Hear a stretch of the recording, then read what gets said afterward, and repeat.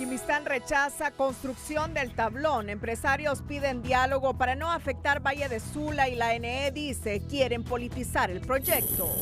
Exfiscal del Estado Edmundo Orellana cuestiona mal manejo de Corium por parte del Ministerio Público, que haya delitos pero no culpables.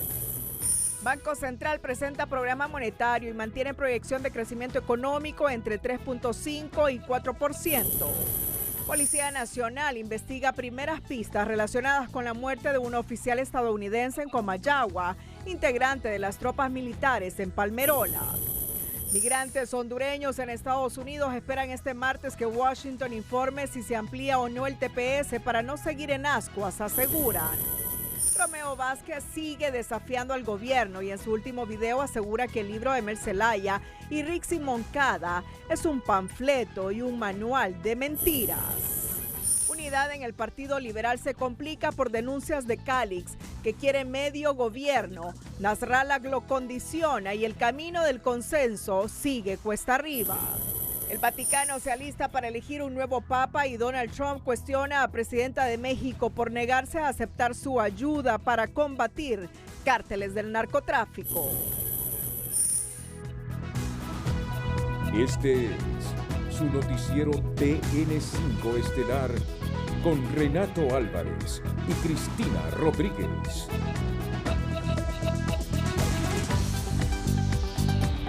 Muy buenas noches, Honduras. Bienvenidos a la emisión de este lunes 5 de abril. 5 de mayo. ¿Cómo avanza esto, eh? ¿Con qué celeridad avanza el tiempo?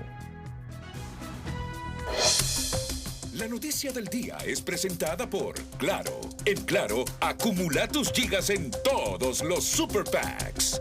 Claro.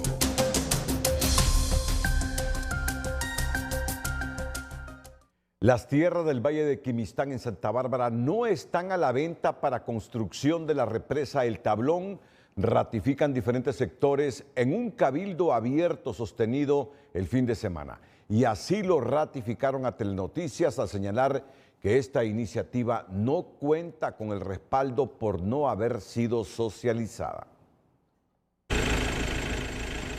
Estos tres campesinos de la comunidad de Los Limones, donde se proyecta construir la represa multipropósitos El Tablón, no están dispuestos a entregar en venta las tierras que han trabajado con dignidad y apego a sus raíces. Se suman al rotundo no que se reafirmó durante el cabildo abierto celebrado el domingo en Quimistán, Santa Bárbara. A mí me pueden decir, mire, le voy a dar tanto por mi casita, ¿verdad? Pero así como mi persona, hay muchas personas en las comunidades de que ahí nacieron, ahí tienen su ombligo, ahí tienen sus hijos y allí primero Dios van a morir.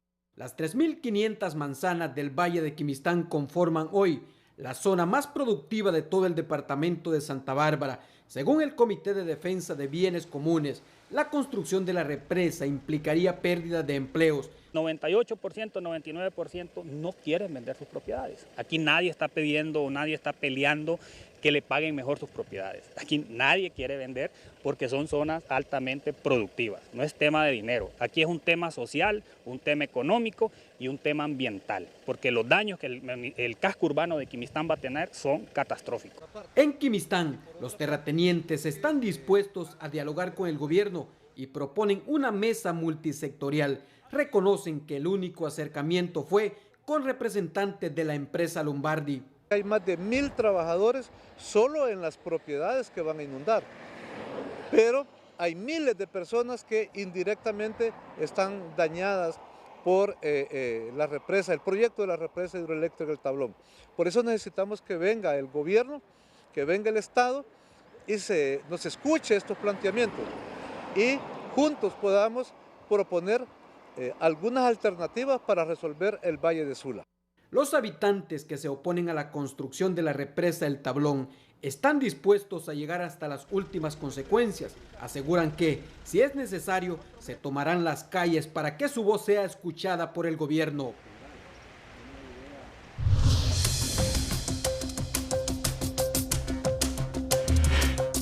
Para algunos municipios del Valle de Sula, la construcción de la represa El Tablón es tema prioritario para evitar las inundaciones. De ahí que surjan voces pidiendo diálogo y más diálogo entre el gobierno y los santabarbarenses de Quimistán, cuya municipalidad es presidida por un militante de Libre. Mientras en Quimistán la oposición por la construcción de la represa multipropósito El Tablón parece fortalecerse, en otros municipios del Valle de Sula ven como prioridad el proyecto porque confían que esta obra es clave para la prevención de inundaciones en el valle.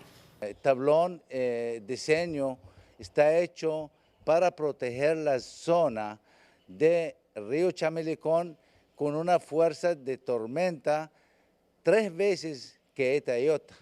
Solo imaginamos, en vez de poder dañar unas 40.000 viviendas, eso va a reducir a 2.000, 8 hospitales va a reducir a 1 hospital, escuelas, igualmente el aeropuerto Vieda Morales, no va a ser afectado, va a ser afectado de manera muy mínima. Sin embargo, reconocen que es necesario garantizar las indemnizaciones a los pobladores de la zona, ya que varios han hecho millonarias inversiones. Es clave, también indican otros actores, una mesa multisectorial que incluya a diferentes actores. Yo creo que es importante que tanto el departamento de Cortés como el departamento de Santa Bárbara trabajemos todos unidos. En este momento los pobladores de Quimistán se sienten afectados por el proyecto, pero también es un llamado a la conciencia de que también durante años los pobladores de Cortés también se han visto afectados por el tema de las inundaciones. Hay propuestas de revisar el diseño, de revisar las zonas de influencia del proyecto. Eso está abierto, hay que darle la oportunidad a que cada quien defienda su postura, pero en esta mesa sectorial donde se va a manejar información fidedigna.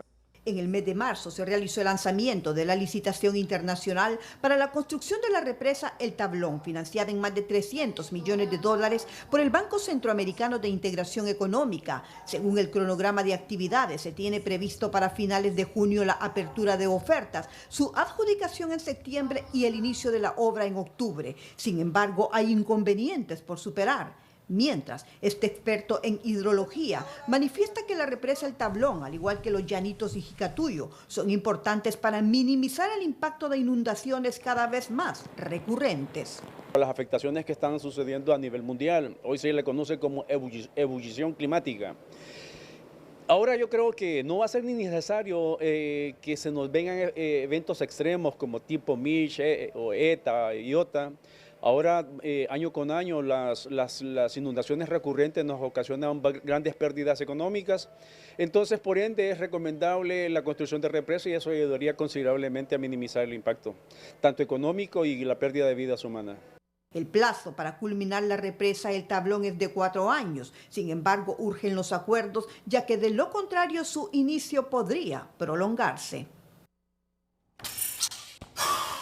Luego del rechazo de los pobladores de Quimistán, Santa Bárbara, a la represa El Tablón, el secretario de Energía y gerente interino de la ENE, Eric Tejada, aseguró que realizaron un proceso de socialización desde enero del 2023 con los actores clave de la comunidad, por lo que consideró que algunos líderes están politizando el tema con intereses ocultos.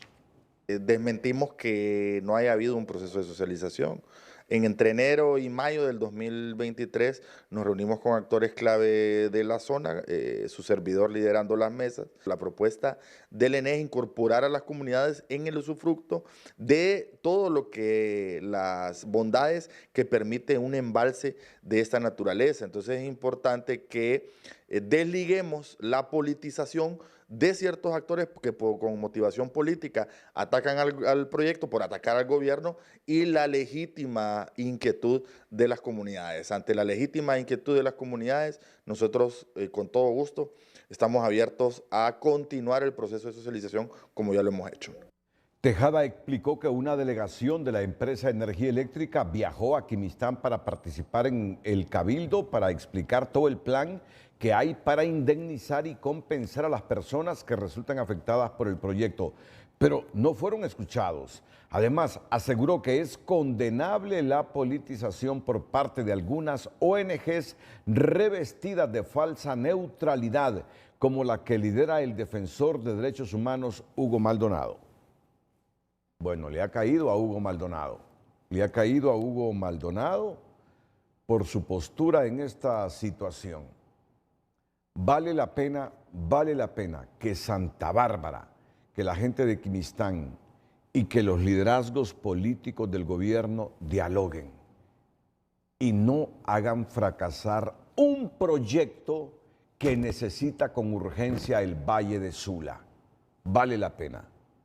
No voy a hablar de injerencias políticas, de que por asuntos de política quieren hacer fracasar el proyecto El Tablón, porque entendemos a la gente que verá inundados sus terrenos. Pero prime el diálogo, porque Honduras necesita esta infraestructura desde hace décadas. El Tablón, Jicatuyo, Los Llanitos. El Valle de Sula es una zona muy importante y lo es Santa Bárbara. Y son los hondureños que se verán afectados por las inundaciones en Santa Bárbara. Pero al final, con razonamiento, con diálogo sincero y compromiso con la patria, deben llegar a un acuerdo en función de proyectos de infraestructura que el país los reclama desde hace mucho tiempo. El país los reclama desde hace mucho tiempo para ver progresar al Estado de Honduras. Y cuando hablamos de Estado, estamos hablando de uno de los elementos que componen el Estado, que es la población. En la medida que cada año se empobrezcan los habitantes del Valle de Sula por las inundaciones, estamos gastando pólvora en sopilote invirtiendo en el Valle de Sula. Y eso lo van a comprender la gente de Santa Bárbara y la gente que se siente afectada. Y seguro que aquí los temas de indemnización, aunque ellos digan que no están vendiendo sus tierras, al final el sentimiento de patria va a prevalecer. El sentimiento de patria va a prevalecer. Bueno, en tanto, y la represa San José, que sería un alivio para los capitalinos en las épocas de sequía, al almacenar 12 millones de metros cúbicos de agua. ¿Qué pasó con ella? Con la represa San José. Se encuentra paralizada desde el mes de noviembre del año pasado, porque la municipalidad adeuda 217 millones de lempiras a los desarrolladores. Pero las autoridades edilicias dicen que están reformulando el contrato inicial y que la misma va viento en popa. Y eso espera la población. Paralizada. Así se mantiene la construcción de la represa San José desde hace 6 meses en la aldea del Tablón. De acuerdo con este entrevistado, la obra iniciada por el alcalde anterior, Nasri Asfura, quedó construida en un 28%, y en lo que va de la actual administración, solo se ha construido un 10% más del proyecto. Porque en una de las cláusulas establecía que a medida que se vaya avanzando, pues, ¿verdad?, la alcaldía municipal está en la obligación de ir desembolsando, ¿verdad?, partes del convenio de pago. Y tenemos entendido que por falta de pago eso está paralizado. La obra, ejecutada con una inversión de 1.300 millones de lempiras con fondos propios de la alcaldía, tendrá capacidad para almacenar más de 12 millones de metros cúbicos de agua. Pero el proyecto se mantiene en pausa desde el pasado mes de noviembre porque la comuna le adeuda a los desarrolladores unos 217 millones de lempiras. Las autoridades explican que parte del atraso se debe a que reformularon el contrato inicial para incluir entre los sectores beneficiados a varios barrios y colonias de la zona oriental de la capital. Colonias como Los Pinos, Villanueva, que solo recibían agua una vez al mes o cada 45 días. Es la gente donde más alto costo paga en su servicio de agua.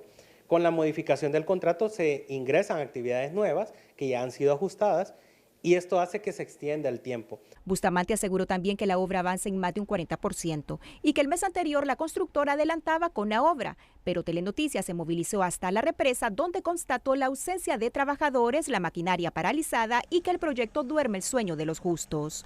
En la Cámara Hondureña de la Industria de la Construcción opinan que lo que ocurre con la represa San José solo refleja la falta de planeación financiera de las autoridades, que al incumplir sus compromisos de pago mantienen en pausa muchas obras a lo largo y ancho del país. El gobierno municipal de la capital se ha caracterizado por tener una pésima planeación financiera.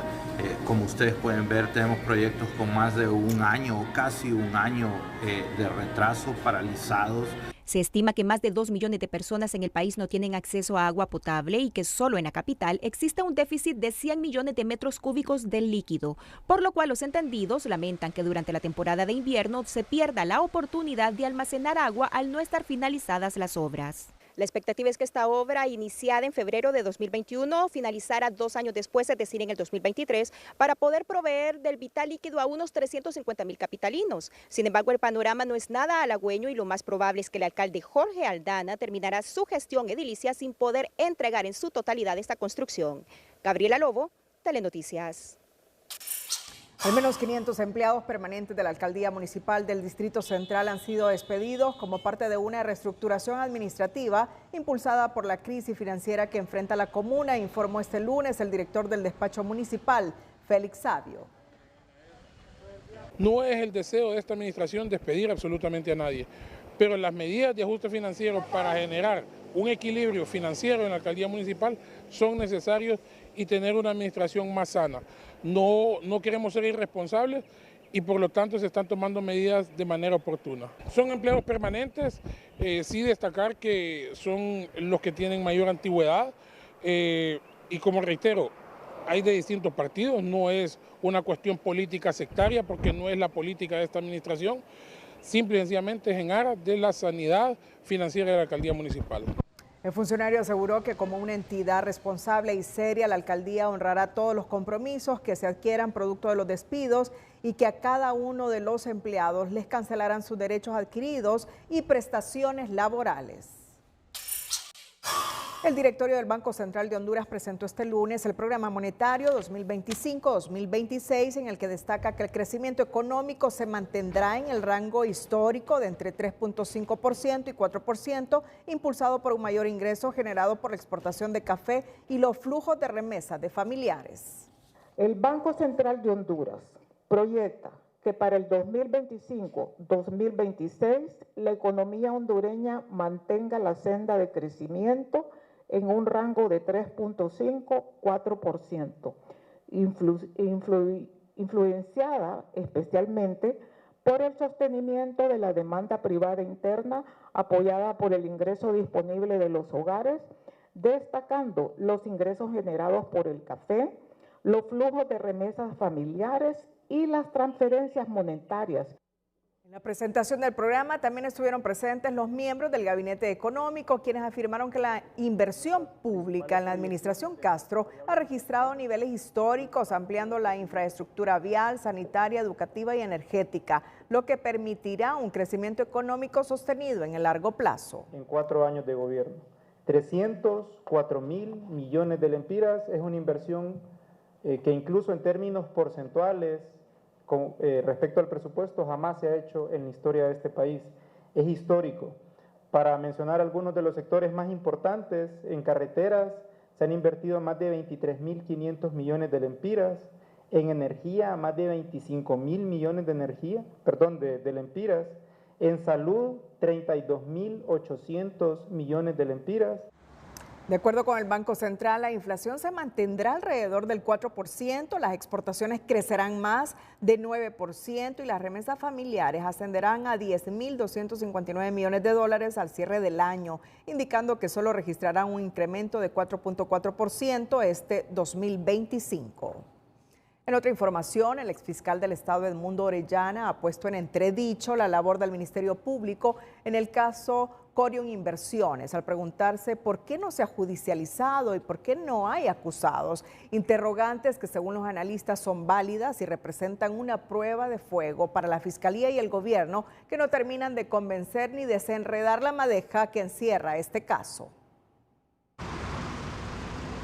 Tanto la Comisión de Bancos como el Ministerio Público siguen agarrados del silencio, sin dar respuesta a las múltiples interrogantes respecto al caso de Corium, como las planteadas por el exfiscal general Edmundo Orellana, quien pregunta si el Ministerio Público intervino porque la CNBS presentó denuncia, ¿por qué no se ha iniciado el proceso judicial? ¿Se puede devolver el dinero sin autorización judicial? Si lo que hace Corium es ilegal, por qué sigue operando. Lo procedente acá y lo correcto era haber presentado los requerimientos fiscales, haber secuestrado el dinero y haber llevado a cabo todo el proceso penal hasta la condena de los administradores socios de la empresa. Orellana también cuestiona si los socios responden penalmente por la gestión ilegal, ¿por qué nadie ha sido acusado? Esta pregunta es clave y representa la prueba de fuego para el Ministerio Público, porque si no responde pronto le estará dando la razón a quienes afirman que están protegiendo a un personaje influyente, dice esta socióloga. El Ministerio Público tiene el enorme reto de desentrañar este caso y de llevar ante la justicia a los responsables. De lo contrario, la idea que está quedando es que están protegiendo a alguien. Y si protegen a alguien, debe ser del círculo de poder. El exfiscal general también consulta si se cree que lo actuado por los entes estatales es de acuerdo con la ley y si este caso socava la seguridad jurídica. A lo que profesionales del derecho responden que es muy cuestionable el proceder de las autoridades, pues solo han mostrado la debilidad institucional que actúa de forma tardía y es incapaz de proteger al ciudadano. Institucionalidad tardía, institucionalidad que no responde y no respeta de una u otra manera, o no protege, mejor dicho, los derechos de los ciudadanos y que eso afecta, ¿no? Y tiene de una u otra manera puntos que hay que cuestionar o que se podrían cuestionar. La institucionalidad como tal debería de ser muy clara, número uno, con las personas que han venido y que han destinado recursos en estos ahorros, así como también en la claridad legal. Este es un tema de mucho análisis en lo particular. Corium Inversiones ha operado por los últimos 3 años captando dinero del público bajo la promesa de entregar una ganancia de 5% semanal, un 260% anual, algo fuera de toda realidad y calificado como una estafa por las mismas autoridades gubernamentales. La frase de Juan Jacobo Rousseau en 1750, que el dinero no compra la felicidad, es una idea debatida y discutida durante siglos, pero cuando se trata de su matrimonio, simplemente hablar sobre dinero es de gran ayuda. En Educación Financiera le presentamos una lista diseñada para ayudarle a usted y a su pareja a presupuestar felizmente para siempre. Educación Financiera es presentada por Banpaís. Compra todo lo que quieras y divídelo en cuotas a 0% interés con tus tarjetas de crédito Banpaís. Hágase un chequeo financiero. Antes del matrimonio, muchas parejas posponen la conversación sobre el dinero. Esa falta de conocimiento puede ser muy riesgosa. Los errores del pasado pueden afectar su futuro juntos. Antes de llegar al altar, conozca cuál es la situación financiera de cada uno. Por ejemplo, cuántas tarjetas de crédito tiene cada uno y cómo gastan su dinero. Entienda la deuda de su pareja. Familiarícese con la deuda de su pareja antes de combinar sus finanzas. De ser necesario, pueden trabajar juntos para disminuir sus deudas hasta que eso no suceda. Mantengan sus finanzas separadas. Ahorre para la boda y después de la misma. Una vez que anuncie su compromiso, abra una cuenta de ahorros destinada a sus metas financieras y gastos futuros. En términos generales, muchos expertos recomiendan ahorrar por lo menos el 10% de sus ingresos combinados cada mes. Mire, solo son como 45,000, 50,000 hondureños los acogidos al estatus de protección temporal. Pero desde que Estados Unidos lo aprobó después del huracán Mitch, el TPS, porque así lo conocemos los hondureños, TPS, que significa estatus de protección temporal, se ha convertido como en una herramienta para medir las relaciones de Estados Unidos con Honduras. Y hoy el gobierno de Estados Unidos aún no informa su decisión sobre la extensión o no del estatus de protección temporal TPS. La Cancillería dice que la fecha límite es este martes 6 de mayo, que esperan con prudencia y que de no haber una comunicación oficial, el silencio implicaría una extensión automática de 6 meses, pero hay mucho escepticismo al respecto. La espera se volvió impaciente. No menos de 50,000 hondureños que viven y trabajan en los Estados Unidos no saben qué pasará con su estatus de protección temporal más conocido como TPS pues el gobierno de Donald Trump aún no dice si extenderá o cancelará esta sombrilla migratoria. En caso de que hoy no hubiera un anuncio oficial y que termine el día y no hay nada de noticias, hay una regla en el TPS que dice que se extenderá automáticamente por 6 meses. Pero el titular de la política exterior hondureña, Enrique Reina, en su cuenta personal de X, informa y aclara que los Estados Unidos tienen hasta el 6 de mayo, o sea, este martes, para decidir si aprueban o no una extensión más del TPS. Y hay confianza y optimismo, dicen en la Cancillería, por las cordiales relaciones con el actual gobierno de los Estados Unidos. Nosotros esperamos que será renovado por lo que hemos hablado con ellos, el lobbying que se ha hecho, las buenas relaciones con Estados Unidos, la cooperación que tenemos, el ser puente humanitario con Venezuela y las conversaciones a todo nivel. Estamos cautelosamente optimistas. Una cautela optimista, solitaria, que no comparten ni los expertos en temas migratorios, ni los líderes de la comunidad hondureña en los Estados Unidos, para quienes una nueva extensión del TPS está tan lejos como un encuentro personal de Donald Trump con los 54,000 tepecianos y sus familiares. Nosotros ya hemos anunciado de manera extraoficial, licenciado, la cancelación. No van a dar a este TPS a la comunidad migrante. Esto es producto de las políticas antimigrantes del actual gobierno, de las promesas de campaña. Recuerde, licenciado, que esta fue una promesa de campaña del presidente Trump.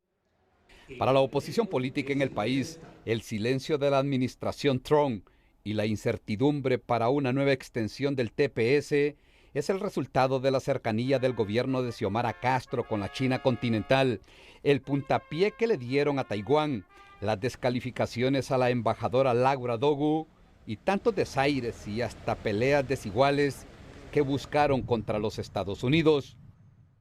Hoy, miles de compatriotas y sus familias son los que están pagando las consecuencias de la política exterior radical del gobierno que tenemos actualmente. Según el canciller Enrique Reina, la espera impaciente se traslada hasta mañana martes. De no existir una respuesta, el silencio se entiende automáticamente por 6 meses más para la vigencia del TPS. En caso de una cancelación, unos 50,000 hondureños se convierten de un plumazo en ilegales en los Estados Unidos. El encargado de negocios de los Estados Unidos en Honduras, Roy Perrin, quien se mantiene con la máxima representación diplomática de la nación norteamericana en el país tras la salida de Laura Dogu, se reunió este lunes con la presidenta de la Corte Suprema de Justicia, Rebeca Raquel Obando, con quien abordó diferentes temáticas de cooperación. Mediante su cuenta de X, el Poder Judicial destacó el interés mutuo por agilizar y facilitar el intercambio recíproco en procesos de extradición de interés para ambas naciones. La Policía Nacional pone a prueba su capacidad investigativa con la muerte del oficial estadounidense Ángelo Marciano Parisano, acreditado a la base militar de Palmerola, quien gozaba de 2 días libres y fue encontrado muerto a la altura del río Chiquito en Comayagua. Las autoridades descartan el robo y dicen tener las primeras pistas, mientras la Embajada de Estados Unidos en la capital destaca el apoyo que están brindando las fuerzas del orden para dar con la verdad de lo sucedido al joven militar. El hallazgo se dio en circunstancias misteriosas a la altura del río Chiquito Comayagua, donde el cadáver del militar estadounidense no presentaba heridas de bala ni arma blanca, según versión de la Policía Nacional, que también revela que la intención del supuesto homicida era meterle fuego al predio para eliminar todo tipo de evidencias. El pirómano que ejecutó este delito también, el homicida, trató de meterle fuego a una pequeña zacatera de un solar con el hecho de borrar alguna evidencia. Pasó eso, pues hicimos una inspección muy minuciosa, logrando encontrar un aparato electrónico, un teléfono celular marca iPhone, supuestamente propiedad del pollo Oxiso. Ángelo Marciano Parisano, primer teniente del ejército estadounidense, se encontraba fuera de la base Sotocano en Palmerola durante un permiso de salida cuando fue encontrado muerto, informó la embajada americana. Él salió un día antes con 2 personas. Ellos regresaron, pero el joven de 25 años no. Hay avances significativos en la investigación, pero las hipótesis principales se mantienen en secretividad mientras se espera el resultado de la autopsia médico-legal. Se descartó que fuera un robo y ya se identificaron sospechosos por el crimen. También recuperaron su teléfono celular y ejecutan diligencias en todos los recintos que visitó para garantizar que el caso no quede en la impunidad. Hay un interés de los Estados Unidos que es obvio y debe haber un interés de nosotros por dar muestras de que la justicia, los asuntos que tienen que ver con la justicia no deben de quedar impunes. La Policía Nacional encabeza las investigaciones con el respaldo de la División de Investigación Criminal del Ejército estadounidense. El comandante de la Fuerza Tarea Bravo, Daniel Alder, extendió sus más sinceras condolencias a los familiares, al tiempo de resaltar la contribución invaluable de Marciano como piloto de aviación. Pero en medio de todas las hipótesis que rodean este caso, para el ex capitán de las Fuerzas Armadas, Germán Licona, el joven militar o miró lo que no tenía que ver, o se metió con quien no se tenía que meter. Posiblemente él tenía alguna novia y esa novia pues tenía también pareja y posiblemente haya sucedido eso. O otra situación en la cual él haya visto que se ha cometido un acto, un homicidio o un delito y se ensañaron con él. La Embajada de los Estados Unidos agradeció al gobierno, policía y Ministerio Público por su rápida respuesta y cooperación, puesto que la pérdida de uno de sus soldados siempre será una tragedia irreparable. Atentos porque al retorno les informaremos sobre el Partido Liberal de Honduras, el centenario partido político hondureño que no acaba de generar certidumbre entre sus adeptos. Pero antes, en el marco del Festival del Chocolate, le presentamos la historia de Santiago Peralta, uno de los chocolateros más premiados del mundo con su marca Pacari, y que se encuentra en el país para contar su experiencia con productos hondureños a base de cacao, la base esencial del chocolate. Es nuestra nota positiva. La noticia positiva es presentada por Banrural. Una década siendo amigos. Banrural, el amigo que te ayuda a crecer.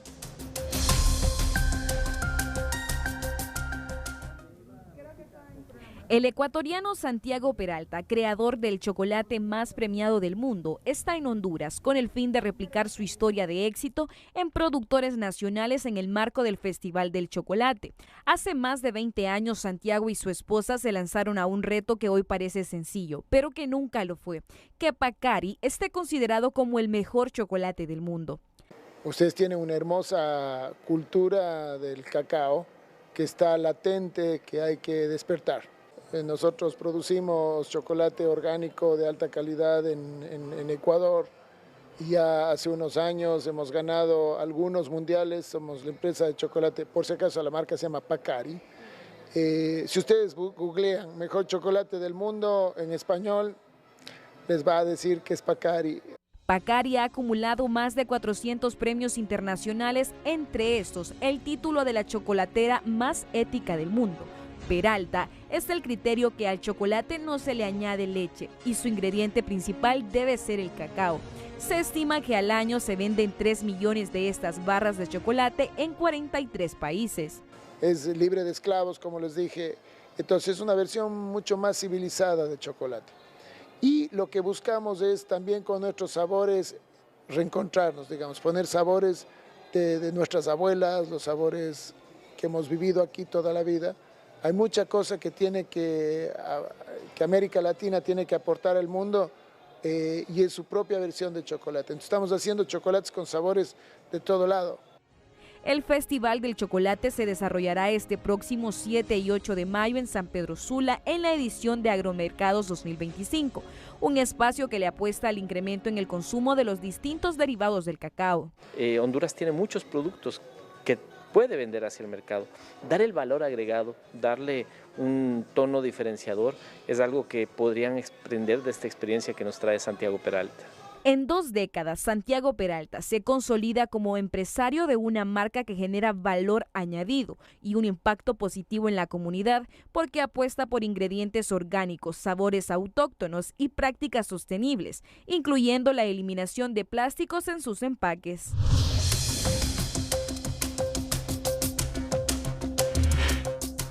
Bueno, este empresario ecuatoriano destaca con el cacao y se ha convertido en uno de los hombres más famosos en el mundo con el cacao y después el chocolate. Nos agrada que este ecuatoriano que triunfa y que su marca Pacari impacta en el mundo nos visite para que sus experiencias se las traslade a los productores hondureños que se dedican a este rubro del cacao. De eso se trata. Un latinoamericano con éxito. Bueno, pero hay distintos éxitos.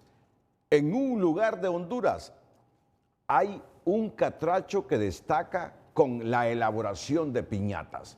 Así es este asunto de los emprendedores, del éxito en los que quieren justamente invertir para generar empleo y llevar sustento digno a su familia. El emprendedor de hoy es presentado por Ficosa. Ahorra para lograr todo lo que te propongas porque en Ficosa tienes todo el respaldo para que descubras cómo ahorrar es poder.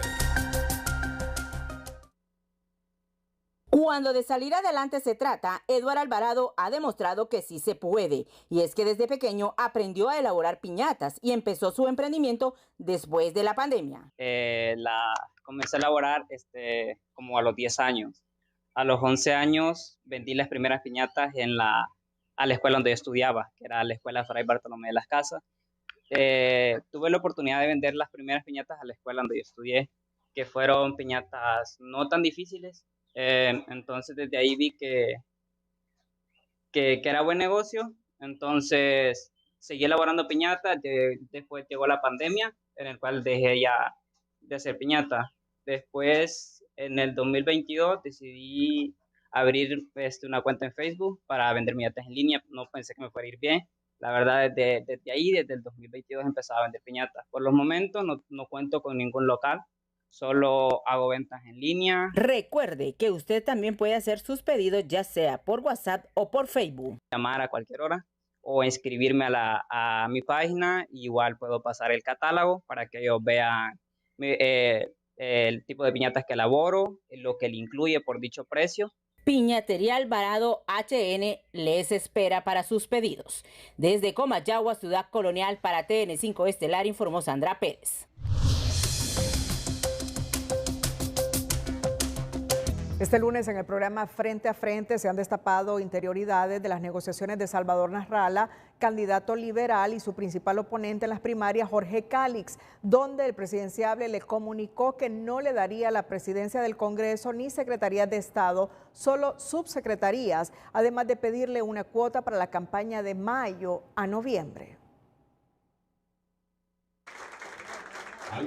Las posturas cerradas de los líderes políticos del Partido Liberal alejan la ansiada unidad a lo interno de la institución para regresar al poder en las elecciones generales de noviembre. En primer lugar, en todo proceso de unidad, las dos partes tienen que ceder y también darse cuenta que hay cosas que aunque las soliciten no es el momento de poderlas otorgar. Por ejemplo, el partido no ha ganado nada. Esta mañana en el programa Frente a Frente, el ex precandidato a la presidencia, Jorge Calix, denunció que Salvador Nasralla le informó no cederle la presidencia del Congreso Nacional, solo subsecretaría de Estado, y además de solicitarle una aportación para la campaña. Este reconocido analista considera que existe inmadurez política y ambiciones porque no se puede cocinar la liebre antes de cazarla. Por eso deben primar la unidad a lo interno del Partido Liberal.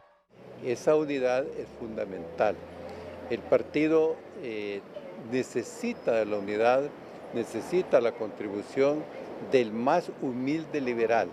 Entonces, no hay que ser triunfalista. Para el analista Héctor Corrales, la situación que enfrenta el Partido Liberal hace ganar puntos al oficialismo sin ingresar al terreno de juego. Bueno, creo que esto a lo que abona es al primer escenario en el que el Libre gana con un margen que va a ser impugnado, pero que lo va a poder manejar. A este escenario es el que más le abona los eventos de los que se hablaron esta mañana sobre la negociación entre Jorge Calix y Salvador Nasralla. La exprecandidata a la presidencia Maribel Espinosa es de la opinión que no se puede condicionar el apoyo al candidato Salvador Nasralla por intereses personales o de grupo. La unidad del Partido Liberal requiere de madurez política. No podemos desconocer que tenemos a un gran candidato para llevar al Partido Liberal al poder. Suena fuerte que el presidenciable liberal, de llegar a la presidencia, trabajará para que su esposa Iroshka Elvir gane la presidencia del Congreso Nacional. Ahorita no se ha ganado nada y ya Salvador ya está mezquinando los espacios o las oportunidades. Imagínense que ya salió a la luz que él pretende imponer a Iroshka Elvir como presidenta del Congreso Nacional cuando ni siquiera ha ganado. Respecto a este tema, Jorge Illescas aclara que la ley no dice nada si la esposa de un presidente del país puede o no ser presidenta del Congreso Nacional. Por eso queda al criterio ético de quienes añoran esa posibilidad. Más que comenzar a repartirse puestos en el Congreso y en el Ejecutivo, el Partido Liberal tiene como prioridad unirse antes de la convención y después unirse para el proceso eleccionario del próximo 30 de noviembre, dicen los expertos. Mario Holanda, Telenoticias. El candidato presidencial del Partido Liberal, Salvador Nasralla, oficializó este lunes la conformación y coordinación de la Comisión Nacional de Campaña, una instancia estratégica para la conducción de todos los procesos políticos, territoriales, operativos y comunicacionales rumbo a las elecciones del 30 de noviembre próximo. El equipo está integrado por mujeres y hombres de reconocida trayectoria, liderazgo y compromiso con el pueblo hondureño y son los siguientes: Iroshka Elvir de Nasralla, Tomás Lozano, Jorge Luis Calix Espinal, Marlon Guillermo Lara Orellana, Yuri Cristian Saba, José Alfredo Saavedra y Jenny Carolina Canales Escobar. Según el candidato presidencial del Partido Liberal, con esa integración se da un paso firme y determinante hacia la victoria en las generales de noviembre. Ante la denuncia del diputado y ex precandidato presidencial liberal Jorge Calix sobre las intenciones de la diputada Iroshka Elvir de aspirar a la presidencia del Congreso Nacional si llegase a quedar reelecta y gane el poder el Partido Liberal, la parlamentaria reaccionó a través de su cuenta de X con el siguiente mensaje: como candidata electa en las urnas por el pueblo hondureño y ante los rumores que quieren construir alrededor de mi figura, dejo claro que mi única aspiración es aportar en la construcción de la gran victoria del Partido Liberal y Salvador Nasralla. Todo lo demás está alejado de la realidad y no responde a mi aspiración personal, misma que jamás pondré antes que nuestro proyecto de transformación de la patria. Con el apoyo del pueblo, me convertiré en diputada y apoyaré desde mi curul a promover una agenda legislativa para el bienestar del país. Luego que Telenoticias revelara la propuesta de la representante del Libre en la Dirección de Organizaciones Políticas y Candidaturas, Stephanie Corrales, la cual pretende adelantar para el 10 de mayo la entrega de nóminas para las candidaturas independientes y partidos que no participaron en las elecciones primarias del 9 de marzo, la presidenta del Consejo Nacional Electoral, Cosette López, dijo a Telenoticias que es una propuesta incoherente e irresponsable y que votará en contra si la misma se conoce en el Pleno. Y me parece que pretender que se inscriban el día de hoy, 5 de mayo, o el 10 de mayo, es casi poner un obstáculo infranqueable para ellos en lugar de facilitar. Nosotros adentro del CNE sabemos que no tienen condiciones. Acabamos de aprobar los formatos el miércoles pasado. ¿Cómo van a haber terminado? Me parece bastante incoherente y bastante irresponsable la propuesta y de mi parte no obtendrán un voto para bloquear a nadie que tenga la legitimidad para participar. La funcionaria electoral agregó que hay parámetros que rigen al CNE y condiciones que deben otorgar, por lo que jamás respaldaría una propuesta que impida la participación multipartidaria, pues la misma atenta contra los partidos políticos emergentes, ya que al no cumplir con este requisito estarían en riesgo de desaparecer de acuerdo a expertos en el tema, ya que la ley dice que para mantener una institución política, la personería jurídica debe salir electo en las generales al menos un alcalde o un diputado. Los consejeros electorales se reúnen este martes para aprobar el nuevo cronograma electoral de cara a las elecciones generales del 30 de noviembre. Y en una entrevista exclusiva a Telenoticias, la consejera presidenta Cosette López informó que esperan enviar el proyecto de presupuesto electoral al Congreso Nacional antes de la convocatoria a elecciones, que siguen analizando la situación del Departamento de Cartografía para el tema de los traslados electorales y que se abordará la renuncia de los funcionarios del gobierno que aspiran a cargos de elección popular. A 24 días para el llamado de las elecciones generales, el Pleno del Consejo Nacional Electoral se dispone a sostener este martes una reunión para realizar una última revisión del cronograma electoral. Bueno, la construcción ya está más o menos hecha. Tenemos un borrador preliminar que está basado en la ley. Recordemos que cada artículo nos va indicando la diferencia de tiempos y demás y vamos articulándolo. El 29 y el 30 hay bastantes fechas de importancia, como la renuncia de aquellas personas que tienen incompatibilidad entre un cargo de elección al cual se están postulando y los cuales están detentando actualmente. El órgano electoral también realizará, de acuerdo a López, un taller en las diferentes unidades que ejecutan los proyectos para tener claridad a la hora de la formulación del presupuesto de las elecciones generales, que será menor que el de los comicios primarios que rondaba los 2.000 millones de lempiras. La funcionaria dijo a Telenoticias que espera que el Pleno envíe el presupuesto directo al Congreso en la semana del 20 de mayo. Y así no ocurre lo que ocurrió con primarias, que se envió desde mayo y se aprobó hasta septiembre, porque en realidad no había sido enviado al Congreso y aunque lo estuvieron revisando en finanzas, no se dio la orientación al CNE. Así que esperamos que por supuesto que el tiempo corra haciendo uso provechoso del mismo y como siempre en el Congreso Nacional el CNE ha recibido bastante respaldo y esperamos que así sea ahora. Otro tema que genera polémica fue la declaración de López, quien frente a la Comisión Electoral del Congreso Nacional manifestó que no había condiciones para avanzar con el calendario electoral y una de las limitantes era la falta de cartógrafos para llevar a cabo los traslados electorales, un tema que en estos momentos está en pláticas con autoridades del Registro Nacional de las Personas. Bueno, ahora mismo todavía no hemos tomado decisiones administrativas respecto de su composición. Estamos tratando de gestionar todo con la Dirección Electoral, de la cual depende Cartografía, y estamos verificando situaciones con el Registro Nacional de las Personas, como las personas que están enroladas en el exterior, a las cuales se les asignó una nomenclatura en Cartografía que el Consejo Nacional Electoral no conoce, con centros de votación inexistentes, y adicionalmente una problemática relacionada con las personas de los bolsones. Así que vamos a ver cómo funciona y tratar de adelantar todo este proceso, que es un asunto bidimensional.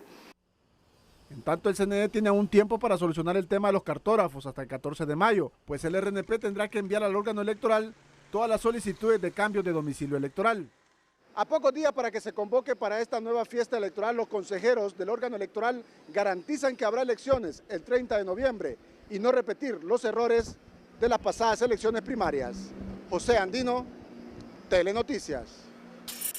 El diputado presidente de la Comisión del Congreso que investiga lo ocurrido en las elecciones primarias sobre el retraso de las maletas electorales, Ramón Barrios, aseguró que aún no tienen listo el informe para presentarlo al Pleno de Diputados, ya que están revisando la información entregada por los consejeros del CNE en las audiencias que se llevaron a cabo con cada uno. Después que ellos nos entregaron una cantidad de prueba documental, de documentos en realidad, folios, más de 100 folios, la comisión entra en la fase de lectura de esos documentos, de análisis y a partir de que ya analicemos todos esos documentos, pues vamos a decidir si decidimos llamar a alguno de los actores importantes que salen en esos documentos y que le parezca a la comisión que tienen que aportar algún elemento objetivo. Barrios explicó que esperarían que después de esa fase documental estarían preparando la redacción del informe con las conclusiones y recomendaciones y espera la comisión lo haga para antes del 15 de mayo. Con una inversión de 5.5 millones de lempiras, autoridades sanitarias inauguraron la planta generadora de energía eléctrica de emergencia y renovación del sistema eléctrico del principal Hospital Psiquiátrico Mario Mendoza, que permitirá que el hospital cambie de la red pública a la planta en segundos sin afectar el suministro. Es un hito para nuestro hospital y pienso yo para el sistema de atención en salud y salud mental. Desde la fundación de este hospital en el año 1973 hasta la fecha jamás se había contado con una planta eléctrica propia que permita que cuando se pueda caer el sistema de fluido eléctrico general, el hospital no detenga sus funciones y siga atendiendo a sus pacientes en las diferentes áreas de atención. Esto va a beneficiar grandemente la atención de los pacientes y va a permitir que les demos una atención de primer nivel y de calidad. Este hospital atiende a diario alrededor de 350 pacientes en consulta externa y 70 pacientes en sala de hospitalización. Además, se cuenta con servicio de emergencia, laboratorio y exámenes de encefalograma, por lo que se requiere de energía permanente. La presidenta Xiomara Castro en sus redes sociales ha anunciado un fondo de 50 millones de lempiras para facilitar el cumplimiento de accesorios necesarios que mitiguen el número de accidentes viales.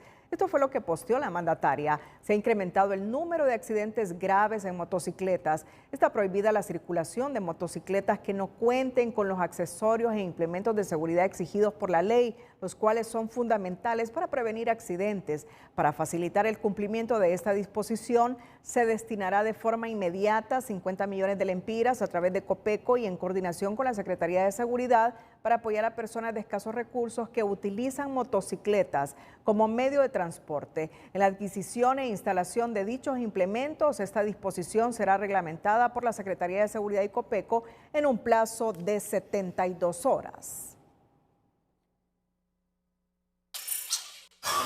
La Fiscalía Especial para la Transparencia y Combate a la Corrupción logró demostrar la culpabilidad del exdirector de Inversiones Estratégicas de Honduras, Invesache, Marco Bográn, ahora por el delito de abuso de autoridad en perjuicio de la administración pública. Según las investigaciones, Bográn concedió un contrato de supervisión de obra pública a su tío, Napoleón Bográn, en incumplimiento de las normas de contratación del Estado. Bográn aprobó el contrato sin someterlo a los procedimientos de autorización correspondiente y con pleno conocimiento de su vínculo familiar con el beneficiado. La adjudicación fue a la empresa Cinza con el propósito que supervisara la construcción de un hospital móvil en Santa Rosa de Copán. La audiencia de individualización de la pena quedó programada para el 29 de mayo. El general retirado Romeo Vázquez, en su condición de prófugo de la justicia, compartió un nuevo video desde alguna montaña remota, ahora para cuestionar el libro del golpe 28J, el cual asegura es un manual de mentiras y resentimientos del asesor presidencial Manuel Zelaya, con el que pretende adoctrinar a los niños y jóvenes.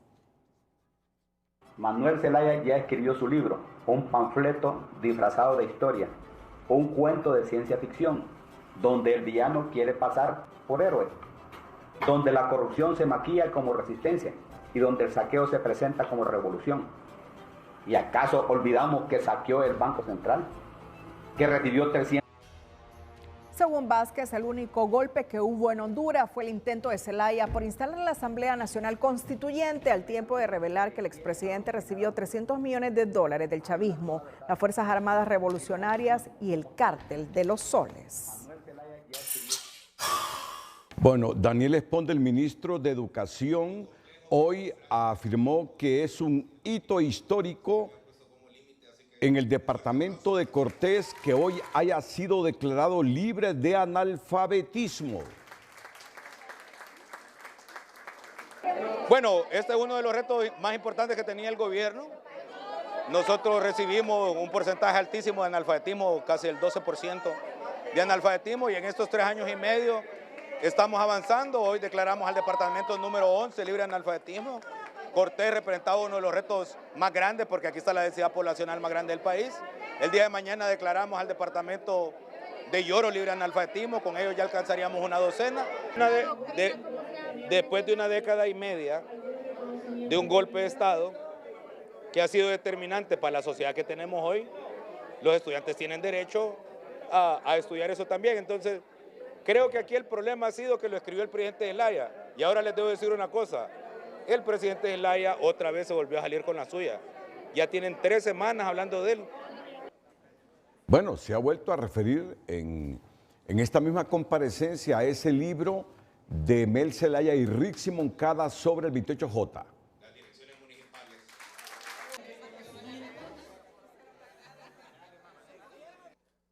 Esponda ha afirmado, cuando fue preguntado por los medios de comunicación, que el expresidente Zelaya una vez más se ha salido con la suya. Son palabras del secretario de Educación sobre este libro que ustedes están viendo en pantalla, el 28J, escrito por Mel Zelaya y Richie Moncada. El presidente una vez más se ha salido con las suyas.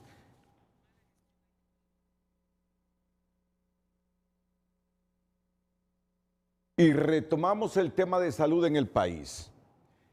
A partir de las declaraciones del expresidente del COEP, Luis Larache, que ha afirmado que mientras la Junta Directiva del Seguro Social tenga ahí como factor fundamental al gobierno, el Seguro Social de Honduras no va a salir de la crisis, que es necesario que esta institución sea administrada solo por trabajadores y empresarios. La pésima administración durante décadas en el Instituto Hondureño de Seguridad Social agotó la paciencia del reconocido empresario Luis Larache, quien coloca la propuesta sobre la mesa para que el sector privado y trabajadores tomen las riendas de la institución. ¿Por qué no administramos la seguridad social los trabajadores y los empresarios? Eso debería ser lo correcto, pero al final solo nos tienen llenando los espacios en las juntas directivas, ¿verdad? Y los que toman las decisiones son los políticos.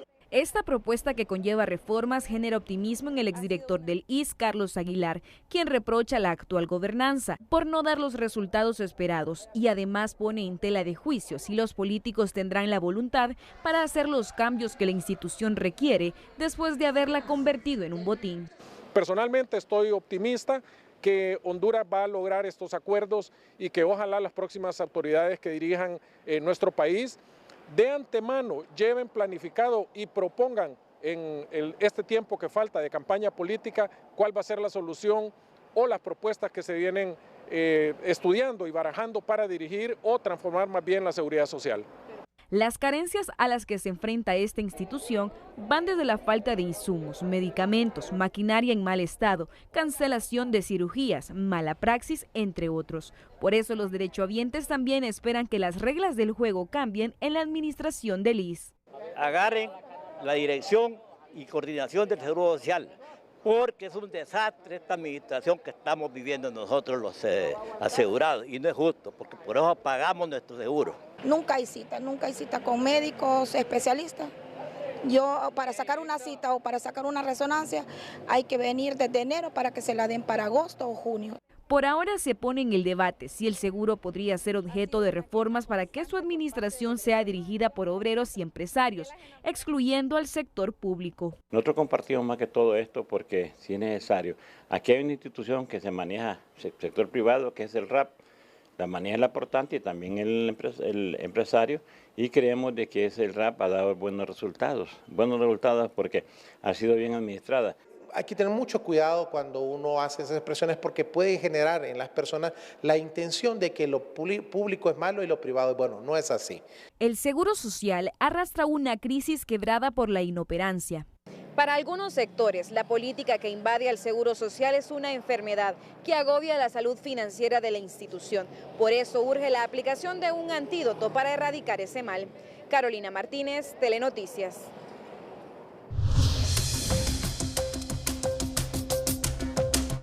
Hola, ¿qué tal? Qué gusto saludarles. Mire la información que sale de los modelos meteorológicos en este día lunes. Bueno, resulta que está indicándonos los modelos meteorológicos que la cuenca del Atlántico tendrá un 10% de mayor actividad ciclónica que lo ha tenido entre 1993 y 2024. ¿Qué les parece? Mientras en el Pacífico Este será un 10% menor la actividad ciclónica y 10% mayor en la cuenca del Atlántico. Y mientras eso pasa, en los sectores donde ha llovido ha comenzado a desaparecer la cantidad de focos de calor que teníamos y estos van pues colocándose, específicamente apareciendo en las zonas donde todavía no aparecen las lluvias. Mire qué interesante cómo la madre naturaleza hace su trabajo, porque aquí hacemos poco.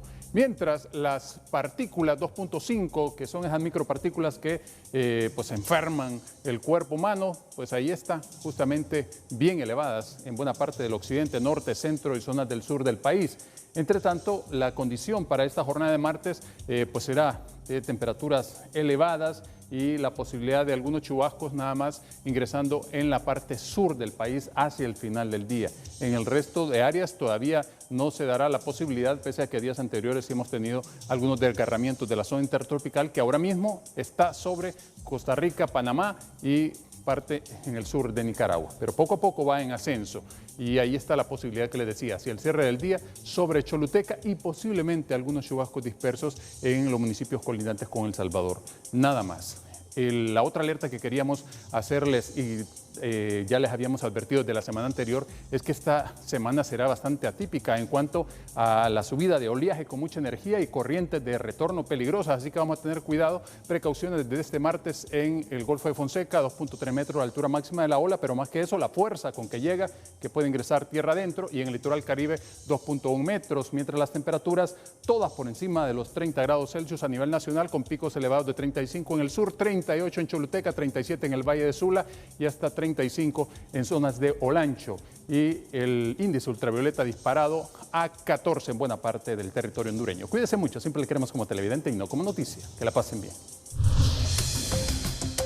Proseguían este lunes las labores de enfriamiento y remoción del voraz incendio que se registró la noche del domingo en una nave ubicada al interior de CIP Río Blanco y que reporta pérdidas millonarias que aún se evalúan. De hecho, había bobinas de tela, ¿verdad? Recordemos que es una textilera, se salvó lo que es una bodega de sustancias químicas, ¿verdad? Que sí, gracias a Dios se evitó que el fuego llegara a ese lugar. De no haber sido así, pues estuviéramos lamentando aún mucho más lo que ya estamos lamentando, obviamente, ¿verdad? Porque son personas pues que se van a quedar sin su fuente de empleo por los momentos, ¿verdad? Hasta que se realice lo que es la investigación y se pueda reactivar lo que es la nave como tal. Aún se desconoce la causa del siniestro, pero el personal técnico de investigación del Cuerpo de Bomberos ya inició con el trabajo para determinar lo que sucedió. Ahí en ese lugar, y esta toma es en directo, fíjate. En directo, 6:27 de la mañana. Es en directo. El Vaticano. Eso es el Vaticano. El más pequeño estado del mundo. Un minúsculo estado dentro de la capital de Italia, Roma, la Roma histórica. Y ahí, dentro de esa basílica de San Pedro, está la Capilla Sixtina. Mañana, cuando se cierren las puertas de la Sixtina, aproximadamente a las 3, 4 de la tarde de Roma, muy temprano en Honduras, 8, 9 de la mañana. Tienen 8 horas adelante los europeos y en este caso los italianos. Es que los cardenales han comenzado el debate de quién será el sucesor del Papa Francisco para elegir al Papa número 267. Cuando las puertas de la Sixtina, ¿sabes qué? Te cuento algo muy personal. Estuve ahí en la Capilla Sixtina acompañado de un presidente histórico de Honduras, Carlos Roberto Reina, cuando estaban restaurando la pintura en la Sixtina de un famoso pintor, de un histórico pintor. Pues ahí se reúnen los cardenales para deliberar sobre el próximo Papa. Deliberar, digo, bajo la influencia del Espíritu Santo. Del Espíritu Santo. Ahí, en esa basílica, en ese domo que ustedes miran. Todo eso es el Vaticano. La basílica y en todos esos otros sitios, la Villa de la Conciliación, ahí está la Capilla Sixtina. Cuando se cierre en la tarde europea, mañana hora de Honduras, la Sixtina, comienzan bajo la influencia del Espíritu Santo los cardenales a deliberar sobre el Papa 267. 133 cardenales. 133 cardenales, Renato, de 76 países. Y mañana para nosotros es un día especial. Aquí haremos TN5 como lo hacemos todas las noches y después de las 10:30 transmisión continua, en directo, permanente, sobre el Papa 267. Son las 6:29 de la mañana en Roma.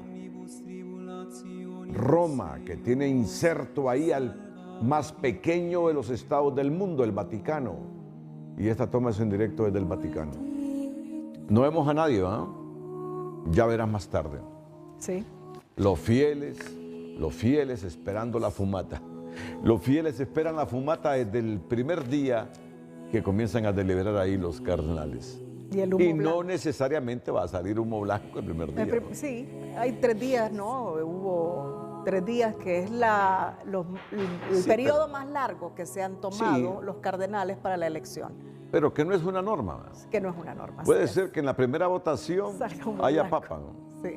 Mira, y en la paz del mundo, en la creencia que tenemos los cristianos de que hay un Hijo de Dios, esperamos que sea para el bien y la paz del mundo la elección del próximo Papa. Tú ves en redes tantas teorías, tantas interpretaciones apocalípticas sobre el 666, que solo cree en tu fe y defiende tu fe. Así es. Y esperamos que el próximo líder de la Iglesia Católica nos traiga paz, confraternidad, hermandad y sobre todo cada día más fe y temor a Dios. Cerramos la emisión estelar. Gracias a todos por su fiel sintonía. Feliz noche.